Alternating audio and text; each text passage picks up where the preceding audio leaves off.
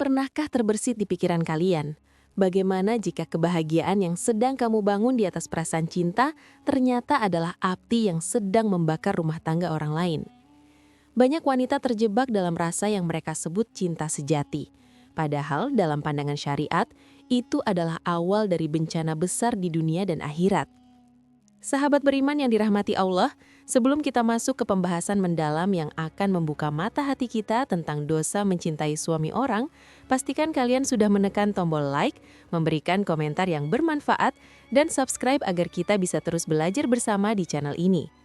Mari kita bedah tuntas apa yang sebenarnya terjadi saat seorang wanita mulai menaruh hati pada pria yang sudah beristri.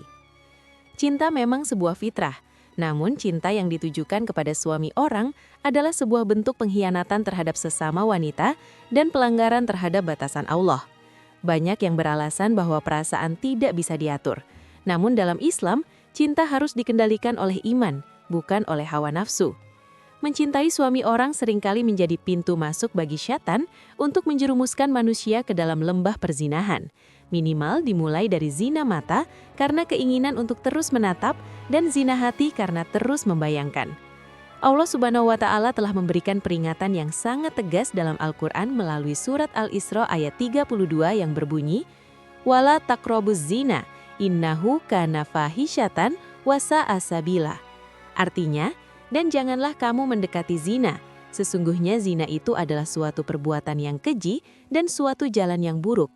Ayat ini tidak hanya melarang zinanya, tapi juga melarang segala hal yang mendekati zina, termasuk komunikasi yang berlebihan melalui media sosial seperti WhatsApp, yang seringkali menjadi awal keretakan rumah tangga orang lain.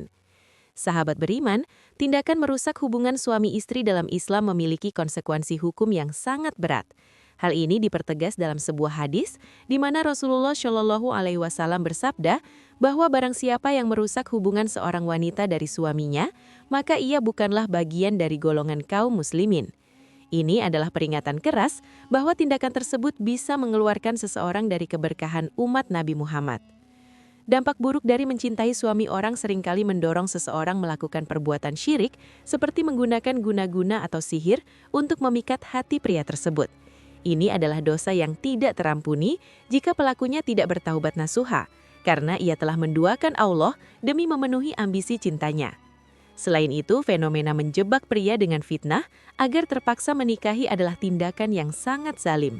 Allah menegaskan dalam surat Al-Baqarah ayat 217 bahwa fitnah itu lebih besar dosanya daripada pembunuhan.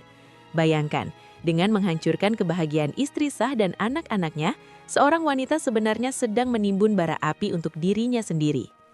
Bahkan jika kita melihat dari sudut pandang para ulama besar, konsekuensinya sangatlah nyata. Meskipun Imam Syafi'i dan Imam Hanafi berpendapat bahwa secara hukum asal pernikahan setelah perceraian itu sah, namun mereka tetap mengkategorikan pelakunya sebagai orang yang fasik dan maksiat. Sementara itu, Imam Maliki memiliki pandangan yang lebih keras dengan menyatakan bahwa pernikahan tersebut bisa diharamkan sebagai bentuk hukuman bagi wanita yang sengaja merusak rumah tangga orang lain. Tidak ada kebahagiaan yang abadi jika dibangun di atas air mata wanita lain. Jika seorang wanita mencintai suami orang, ia cenderung mendoakan hal-hal buruk bagi istri sah agar terjadi perceraian. Padahal Allah berfirman dalam surat Al-Isra ayat 11 bahwa manusia seringkali berdoa untuk keburukan sebagaimana ia mendoakan untuk kebaikan. Dan itu adalah sifat yang tergesa-gesa yang hanya akan merugikan dirinya sendiri di masa depan. Oleh karena itu, bagi kalian yang saat ini mungkin sedang merasa jatuh cinta pada suami oral, ingatlah bahwa harga diri seorang wanita muslimah itu sangat tinggi. Jangan rendahkan dirimu dengan menjadi peminta cinta atau perusak kebahagiaan orang lain. Percayalah bahwa Allah telah menyiapkan jodoh yang terbaik bagi setiap hambanya yang bersabar dan menjaga kehormatan diri.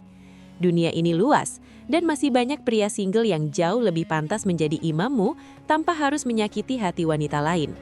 Pilihlah jalan yang diridhoi Allah agar hidupmu penuh dengan keberkahan dan ketenangan jiwa.